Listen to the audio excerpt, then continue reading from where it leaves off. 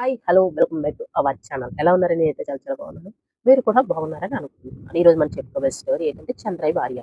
ఎవరైనా సరే ముక్కు మొహం తెలియని ఒక అమ్మాయి వచ్చి "ఎళ్ళిపోదాం పద, బస్ ఎక్కేద్దాం పద, అవతలకి వెళ్ళిపోదాం పద, నేను నీ భార్యని" అంటే మీరెలా ఫీల్ అవుతారు? ఆశ్చర్యంగా ఫీల్ అవుతారు కదా! ఎవర్రా బాబు ఈ అమ్మాయి నా పెళ్ళాం అంటుంది, ఏంటి పద అంటుంది అనేసి ఆలోచిస్తారా లేదే? అదే విధంగా ఇక్కడ చంద్రయ్య అలాగే ఆలోచించాడు. ఎవరి ఈ అమ్మాయి? నన్ను భార్య అదే తను నా భార్య అంటుందని చెప్పేసి ఆశ్చర్యపోయాడు. అసలు ఏమిటి స్టోరీ నేను చెప్తాను. మీరు వినేయండి మరి. అనగనగా చంద్రయ్య ఒక వజ్రాల ఇంచే చెకింగ్ మ్యాన్ అన్నమాట. వజ్రాలు, బంగారం, జ్యోతిష శాస్త్రంలోని ఎంతో పండితుడు. కానీ లక్ష్మీదేవి లేని నిరుపేదవాడన్నమాట. అస్సలు డబ్బు, దశకం లేకుండా ఒక పేదోడనమాట. కానీ అన్నిట్లోని సరస్వతీదేవి మాత్రం అమోఘంగా ఉన్న వ్యక్తి. కానీ లక్ష్మీదేవి మాత్రం లేనివాడనమాట. అయితే ఒక రోజు ఏం జరిగిందంటే తను బతుకు తెరువుకై కొన్ని బట్టలు తీసుకొని అలా నడుచుకుంటూ ఒక పురవీధిలో నడుస్తూ ఉన్నాడనమాట. పురవీధులంటే తెలుసు కదా! రహదారులనమాట. నడుస్తూ ఉన్న సమయంలోని ఒక దొంగ తన బట్టల్ని తన దగ్గర ఉన్న ఏదో కొంచెం కొద్దిపాటి కంబళ్ళు, దుప్పట్లు ఏదో తినడానికి వస్తువులు, ఏదో నాణేలు మొత్తం దొంగతనం తస్కరించబడ్డాయి. తస్కరించబడిన తర్వాత ఇక తనకేం బట్టలు లేవు, మార్చుకోవడానికి బట్టలు లేవు, తినడానికి తిండి లేదు, కట్టుకోవడానికి ఏ విధంగా బాధపడుతూ ఉన్నాడనమాట. ఒక 4 రోజులయ్యేసరికి ఒకే జతతో 4 రోజులుంటే ఎంత మంచి బట్టలైనా పాత బట్టలాగే కదా కనబడతాయి.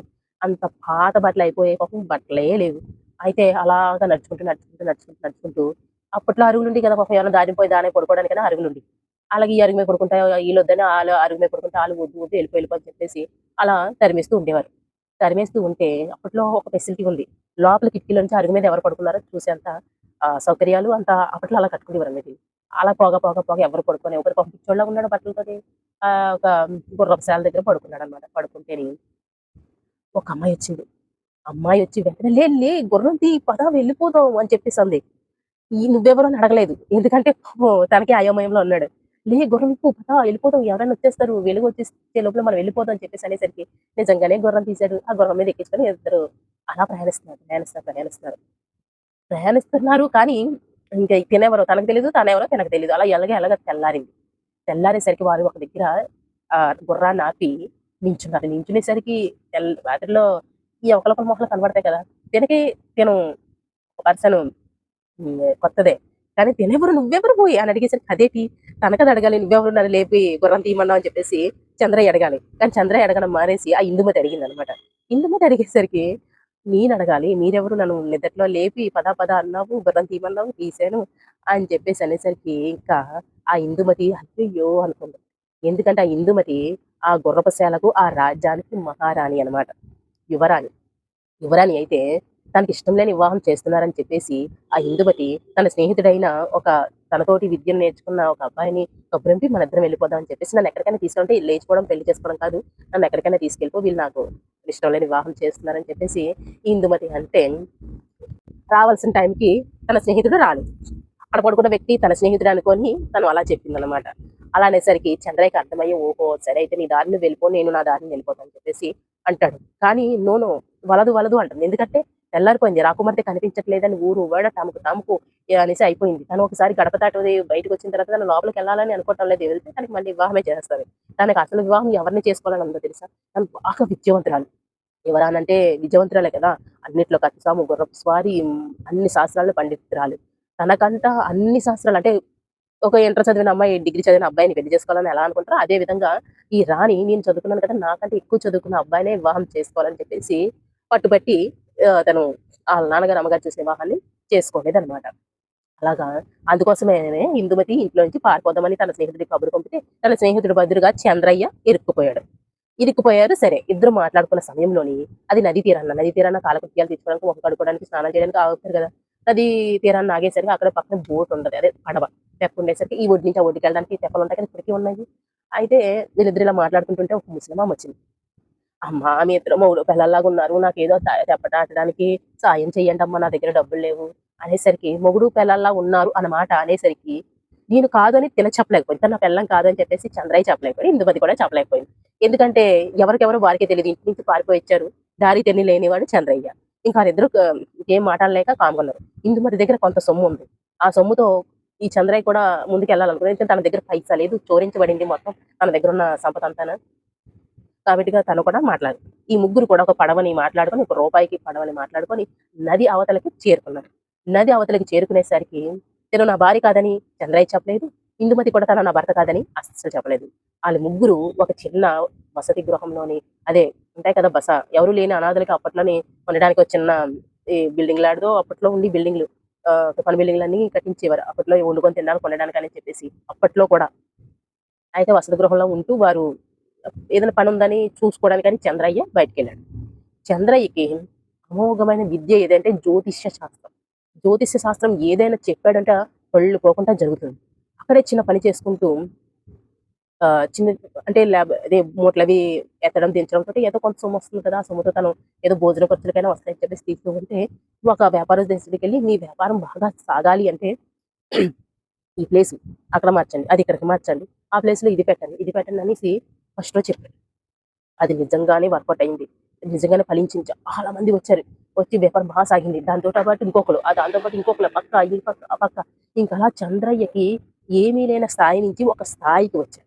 ఆ స్థాయికొచ్చిన తర్వాత తను వజ్రాలు దగ్గర అదే వజ్రాలు, బంగారం షాపుల దగ్గర ఒకతన్ని పిలిపించి మాట్లాడుతున్నాడనమాట. ఇది మా వ్యాపారం బాగా సాగాలంటే ఏం చేయాలి బాబు అనేసి అడుగుతారు కదా! సారు పంతులు గారు, జ్యోతిష్యులు పండితులు గారు అని అడుగుతున్న సమయంలోని ఒక వజ్రాల వ్యాపారి దగ్గర చెప్తున్న సమయంలోని వజ్రాలొచ్చాయి. అది మేలిమైన వజ్రమా? డూప్లికేట్ వజ్రమా? చూసి చెప్పేసాడు.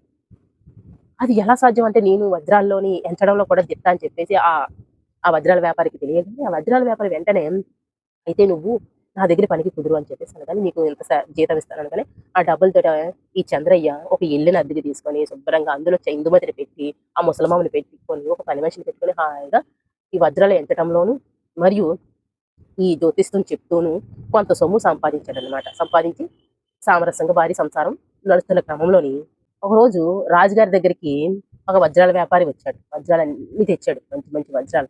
దాని వెల కట్టలేకపోతున్నారు ఎవరు కూడా. కానీ ఈ చంద్రయ్య వజ్రాల్ని అది క్వాలిటీ చెక్ చేసి వెల కట్టడమే కదా తన డ్యూటీ. అందుకని చెప్పేసి చంద్రయ్యకి మహారాజు కబురంపించాడు. కబురంపించి వచ్చాడు. వచ్చి ఒక వజ్రం తెచ్చాడు. దాని ముందు పెట్టి దాని వెలను కట్టమన్నారు. అందరూ చూసి 10,00,000, 10,000 వరహాలు, 10,00,00,000 వరహాలు, 50,000 వరహాలు ఒక్కొక్కళ్ళు ఒక్కొక్క రేటింగ్ చెప్పారు. కానీ చంద్రయ్య మాత్రం ఒక్క వరహాయే అన్నాడు. అందరూ ఆశ్చర్యపోయారు. అందరూ ఆశ్చర్యపోయి ఇదేంటి ఇంత మంచి వజ్రానికి, ఇంత ఖరీదైన వజ్రానికి అందరూ 1,00,000 వరహాలు, 1,000 వరహాలు, 1,00,00,000 వరహాలు అని చెప్తుంటే, ఈ చంద్రయ్య ఒక్క వరహమే అని చెప్పేసి అనడం ఏంటని చెప్పేసి రాజుగారికి కోపం వచ్చి ఏమిటి నిరూపించని చెప్పేసి అనగానే, ఆ ఒక్క వరహం కూడా దాన్ని చెక్కి రంగు వేసిన నెగిషియన్‌కి మాత్రమే అని చెప్పేసని దాన్ని నేలకేసి కొట్టాడు. ముక్కలైపోయింది. ముక్కలైపోయిన వజ్రం నేలకేసి కొడితే ముక్కలవ్వదు. స్ట్రాంగ్ అనమాట. ముక్కలైపోయేసరికి ఆ వ్యాపారి పారిపోయాడు. అప్పుడు రాజు మెచ్చుకొని నిజంగా నువ్వు చెక్ చేయకుండా కంటి చూపుతో అది వజ్రం కాదని ఎలా కనిపెట్టావని చెప్పేసి అనగానే, మహారాజా మీకేముంది నేను అందులో అదే బాగా విద్య నేర్చుకున్నాను కదా! ఒక వజ్రానికి ఉన్న గుణగణాలు నాకు బాగా తెలుసు. దానికి లేవు. అందుకే నేను అది వజ్రం కాదని అంటే గ్రహించాను అని చెప్పేసి అనగానే అప్పటినుంచి ఈ చంద్రయ్యకి రాజు ఆస్థానంలోని ఉద్యోగం ఇచ్చారు. చూసారా? ఒక కూలీ దగ్గర నుంచి, ఒక చిన్న పనివాడి దగ్గర నుంచి, ఒక జ్యోతిష్య శాస్త్ర పండితుడి దగ్గర నుంచి, ఒక వజ్రాల వ్యాపారి దగ్గర పని చేసే స్థాయి నుంచి, ఇప్పుడు రాజు ఆస్థానంలో ఉద్యోగం సంపాదించే స్థాయికెళ్ళాడు చంద్రయ్య. ఈ చంద్రయ్య. తనకొక ఇల్లు, పెద్ద ఇల్లు, అందులో ఇందుమతి, ఈ ముసలావిడ, ఒక పని మనుషులు, ఇంకా చలికేతులు ఎంత ఓహో! ఆహా! అంటూ తన జీవితాన్ని ఎంతో సంతోషంగా సాగిస్తాడు. ఇందుమతిని ఎంతో జాగ్రత్తగా సొంత భార్య కంటే ఎక్కువగా చూసుకునేవాడు. కానీ ఏనాడు మాట్లాడుకోలేదు. ఒక్కరి మొహం ఒకరు చూసుకోలేదు. తారసపడలేదు. కానీ ఊరు జనానికి, దేశ రాజుకి కూడా ఇందుమతి తన భార్యే అని అనుకుంటూ ఉండేవాడనమాట. అయితే ఇందుమతి చాలా అందగత్తెట. ఎంత అందగత్తంటే ఇంక చూపు మరల్చుకోలేనంత అందగత్తెట, ముట్టుకుంటే మాసిపోయే అంత సౌందర్యవతట అంటూ ఉండేవారనమాట. ఎవరు? ఆళ్ళ ఇంట్లో పనిచేసే సాకల్ది. అదే సాకల్ది రాజుగారి ఇంట్లో కూడా పనిచేస్తది. అలా చెప్పేసరికి ఓహో! మన ఆస్థానంలో ఉన్న చంద్రయ్య గారి భార్య ఎంత అందాలు రాసింది, అంత అందాలు రాసింది. అలాగా ఇలాగా చెప్పేసరికి అందరూ అవునా! అవునా! చూడాలి. ఎవరైనా అలాగే అనుకుంటారు కదా! ఒకళ్ళ గురించి చెప్తూ ఉంటే ఒంట్లో ఫస్ట్ సారి క్యాజువల్‌గా తీసుకున్నా, రెండోసారి క్యాజువల్‌గా తీసుకున్నా, మూడోసారి, నాలుగోసారి అంటే అదేదో ఉంది. చూడాలని ఉత్సాహం కలిగింది రాణికి. చెప్పగానే రాణి రాజుగారికి చెప్పగానే సరే దానిదేముంది తన భార్యని తీసుకురమ్మంటాను భోజనానికి అని చెప్పేసి అనగానే రాజు ఏమయ్యా చంద్రయ్య నీ భార్యను తీసుకొని రేపు భోజనానికి రా అని చెప్పేసి అనగానే, అలాగే మహారాజా అని చెప్పేసి వచ్చాను. ఇంకా తనకి కన్నులు అట్టపోయి నాకు భార్య ఏంటి? తను నాతో పాటు వచ్చింది ఏదో నేను పోషిస్తున్నాను అంతే తప్ప గాని తను నా భార్య.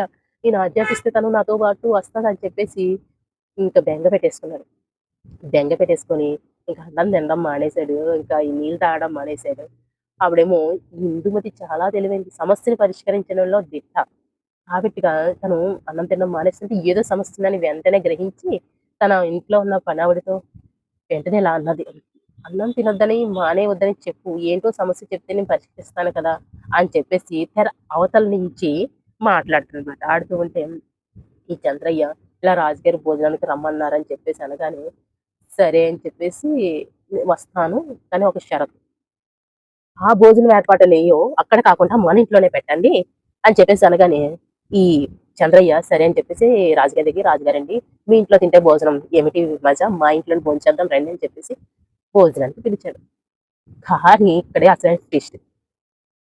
అన్నీ నేను ఇందుమతికి ఇంకొక విద్య కూడా వచ్చు.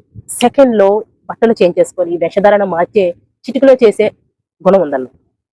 అన్నం వడ్డించేటప్పుడు ఒకటి, కూర వడ్డించేటప్పుడు ఒకటి అంటూ రకరకాల చీరలు కట్టుకొని రకరకాల వేషధారణలో తనని గుర్తుపట్టకుండా రాజుగారిని, రాణిగారిని భ్రాంతిలోకి దించే విధంగా తను వడ్డన ముగించింది. పెట్టిందనమాట. రాజుగారు అనుకున్నారు ఒక్క భార్య కాదు ఇద్దరు భార్యలున్నారు ఈ ప్రవడికి అని చెప్పేసి ఆశ్చర్యపోయి సారీ సారీ చంద్రయ్యకి అని చెప్పేసి ఆశ్చర్యపోయి, "బాబోయ్ చంద్రయ్య నీ భార్యలు అందాలు రాసినయ్య" అనేసరికి ఇంక చంద్రయ్య మళ్ళీ తలపట్టుకున్నాడు. ఇదేటి ఒక్క భార్యే లేదనుకుంటే ఇంక ఇద్దరు భార్యలంట దేవుడు అని చెప్పేసి అనుకుంటూ ఉంటే ఇంక రాజుగారు, రాణిగారు భోంచేసి వెళ్ళిపోయారు. చాలా మీ ఆతిథ్యం బాగుంది అది ఇది అని చెప్పేసి బయలుదేరి వెళ్ళిపోయారనమాట. వెళ్ళిపోయిన తర్వాత కొద్ది రోజులు అయిన తర్వాత రాణిగారు ఇలా కబురంపించారు.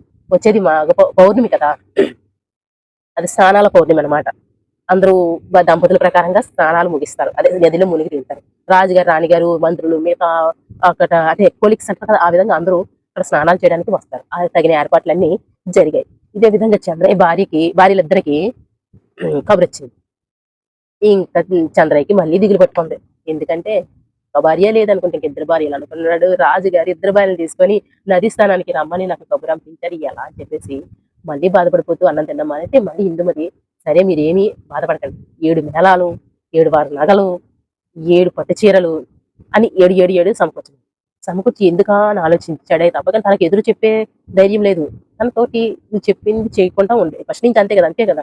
తను వెంట పెట్టుకొని రావాల్సి వచ్చింది. తను పోషించే పరిస్థితిలో పోషిస్తున్నాడే తప్ప కానీ నువ్వేంటి? నువ్వెవరు? నా ఎందుకొచ్చావు? అని ఆ ప్రశ్నే లేదు. అసలు ఇలా చేయను, అలా చేయను, నువ్వు వెళ్ళిపో. అసలు ఆ మాట లేదు. ఒక భార్యను సాకినట్టు సాకుతున్నాడు. ఎంతో జాగ్రత్తగా. ఇంకా రానే వచ్చింది ఆ గడియ. వచ్చేసరికి 7 మేళాలలోని నగలు అన్నీ ఒక గుడారంలో తనకంటే ఒక ప్రత్యేకమైన గుడారం. ఎందుకంటే తను మంత్రి కదా! అందుకని ఇంక రాజుగారు 7 మేళాలొచ్చేసరికి ఈ చంద్రాయికి ఇద్దరు భార్యలనుకుంటే 7గురు భార్యలు అయ్య బాబోయ్! అని చెప్పేసి ఆగిపోయాడు. ఒక భార్య వేషధారణలో ఒకసారి, ఇంకో భార్య వేషధారణలో ఇంకోసారి. అలా 7 సార్లు 7 రకాల హ్మ్. వేసుకొని నది స్నానం 7 సార్లు స్నానం చేసింది. ఇంక రాజుగారికి మతిపోయింది. ఒక్క భార్యతోటి నేను ఏగలేకపోతున్నాను. 7 భార్యలతోటి ఈ చంద్రయ్య ఎలా ఏగుతున్నాడని చెప్పేసి ఆళ్ళు నవ్వుకోవడం ప్రారంభించారు. అదే విధంగా రాజుగారి దగ్గర నుంచి ఈ 7గురు భార్యలకి లాంఛనాలుగా కొన్ని బహుమతులు వచ్చాయి. వస్తే 7 గదులున్న ద్వారాల నుంచి 7 సార్లు వచ్చి ఆ బహుమతుల్ని తీసుకుంది. తీసుకునేసరికి ఈ అయిపోయింది. అయిపోయిన తర్వాత ఇంక రాజుగారు అడగడం మొదలుపెట్టారు. ఇంక ఉండబట్టలే. "ఏంటయ్యా చంద్రయ్య! నేను ఒక భార్యతోటి నేను ఏగలేకపోతున్నాను. నువ్వు 7 భార్యలని ఎలా చేసుకున్నావయ్యా?" అని చెప్పేసి ఇంక ఎట్టకేలకు ఉండబట్టలేక వచ్చేసాడంతే. గుడారంలోకి వచ్చేసరికి ఇంక ఇందుమతి జరిగింది చెప్పాల్సొచ్చింది. ఇలా నేను పలానా రాజ్యానికి రాకుమార్తెని. నేనిలా వచ్చేసాను. మా ఇద్దరికి అసలు వివాహమే జరగలేదు. మేమిద్దరం లివింగ్ టుగెదర్ రిలేషన్‌షిప్ అంటారు కదా! ఆ విధంగా కలిసి ఉంటున్నామే తప్ప గాని మేము భార్యాభర్తలం కాదు అని చెప్పేసి అలాగే ఇలాగ చెప్పింది స్టోరీ అంతా. ఓహో! అని చెప్పేసి రాజు ఆశ్చర్యపోయి ఇంటికెళ్ళిపోయాడు. ఇంటికెళ్ళిపోయిన తర్వాత ఇంక తన రాజ్యానికి పంపించేద్దామని చెప్పేసి చంద్రయ్య అనుకుంటాడు. కానీ ఇందుమతి వీరిద్దరూ కలిసున్న అతి కొద్ది రోజుల్లోనే ఇందుమతి చంద్రయ్యని ఇష్టపడడం మొదలుపెట్టింది. నేను ఇంటి నుంచి వచ్చేసింది కారణం నాకంటా విద్యావంతుడు, తెలివైనవాడు అయిన వాడిని నేను భర్తగా చేసుకోవాలనుకున్నాను. నీలో అన్నీ నన్ను ఎంతో జాగ్రత్తగా చూసుకుని ఒక మంచి వాడు కావాలనుకున్నాను. నీలో అన్ని రకాల క్వాలిటీస్ ఉన్నాయి. అందుకే నిన్నే నేను వివాహం చేసుకోవాలనుకుంటున్నాను అని చెప్పేసి అనగానే చంద్రయ్య కూడా మారు మాటాడలేదు. ఎందుకంటే ఎన్నో రోజుల నుంచి ఆళ్ళిద్దరూ కలిసి ఉంటున్నారు. తన మీద ఎంత ఇష్టం ఉన్నా సరే తిను ఎదురు చెప్పి లేని మనిషి కదా! అందుకే ఏనాడు అడగలేకపోయాడు కూడానా. అలా ఒప్పుకొని తను వివాహం చేసుకున్నారన్నమాట. అంగరంగ వైభవంగా వివాహం చేసుకొని చంద్రయ్య ఆ ఇందుమతి రాజ్యానికి రాజు అయి పరిపాలించాడనమాట. ఇది ఈ స్టోరీ. ఎలా ఉంది ఫ్రెండ్స్? మీకు నచ్చితే లైక్ చేయండి, షేర్ చేయండి, సబ్స్క్రైబ్ చేసుకోండి.